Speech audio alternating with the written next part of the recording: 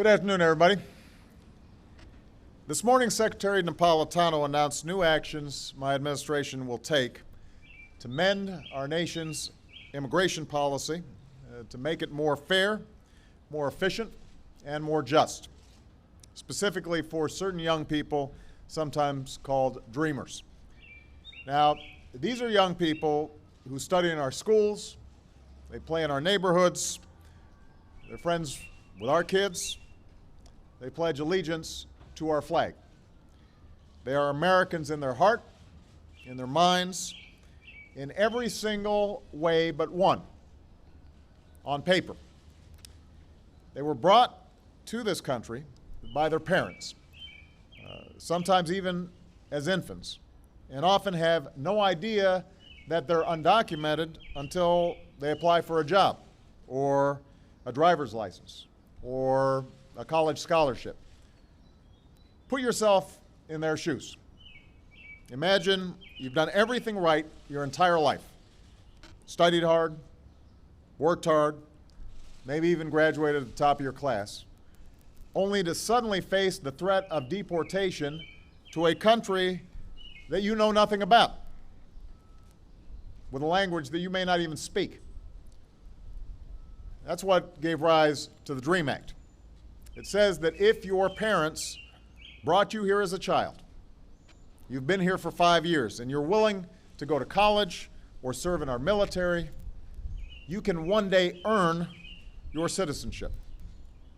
And I've said time and time and time again to Congress that send me the DREAM Act, put it on my desk, and I will sign it right away. Now, both parties wrote this legislation, and a year and a half ago, Democrats passed the DREAM Act in the House, but Republicans walked away from it. It got 55 votes in the Senate, but Republicans blocked it. The bill hasn't really changed. The need hasn't changed. It's still the right thing to do. The only thing that has changed, apparently, was the politics. Now, as I said in my speech on the economy yesterday, it makes no sense to expel talented young people who, for all intents and purposes, are Americans. They've been raised as Americans, understand themselves to be part of this country. To expel these young people who want to staff our labs or start new businesses or defend our country simply because of the actions of their parents or because of the inaction of politicians. In the absence of any immigration action from Congress to fix our broken immigration system, what we've tried to do is focus our immigration enforcement resources in the right places. So we prioritized border security, putting more boots on the southern border than at any time in our history. Today, there are fewer illegal crossings than at any time in the past 40 years.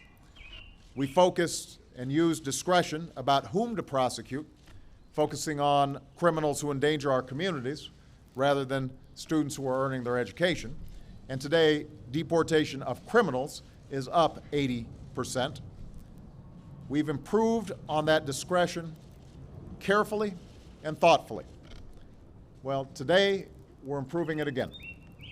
Effective immediately, the Department of Homeland Security is taking steps to lift the shadow of deportation from these young people. Over the next few months, eligible individuals who do not present a risk to national security or public safety will be able to request temporary relief from deportation proceedings and apply for work authorization. Now, let's be clear, this is not amnesty, this is not immunity. This is not a path to citizenship. It's not a permanent fix. This is a temporary stopgap measure that lets us focus our resources wisely while giving a degree of relief and hope to talented, driven, patriotic young people. It is the right thing to do. Excuse me, sir. It's not time for questions, sir. Not while I'm speaking. Precisely because this is temporary, Congress needs to act. There's still time for Congress to pass the DREAM Act this year. because these kids deserve to plan their lives in more than 2-year increments. And we still need to pass comprehensive immigration reform that addresses our 21st century economic and security needs. Reform that gives our farmers and ranchers certainty about the workers that they'll have. Reform that gives our science and technology sectors certainty that the young people who come here to earn their PhDs won't be forced to leave and start new businesses in other countries. Reform that continues to improve our border security and lives up to our heritage as a nation of laws and a nation of immigrants. Just 6 years ago, the unlikely trio of John McCain, Ted Kennedy, and President Bush came together to champion this kind of reform. And I was proud to join 23 Republicans in voting for it. So there's no reason that we can't come together and get this done. And as long as I'm president, I will not give up on this issue, not only because it's the right thing to do for our economy, and CEOs agree with me, not just because it's the right thing to do for our security, but because it's the right thing to do, period. And I believe that eventually enough Republicans in Congress will come around to that view as well.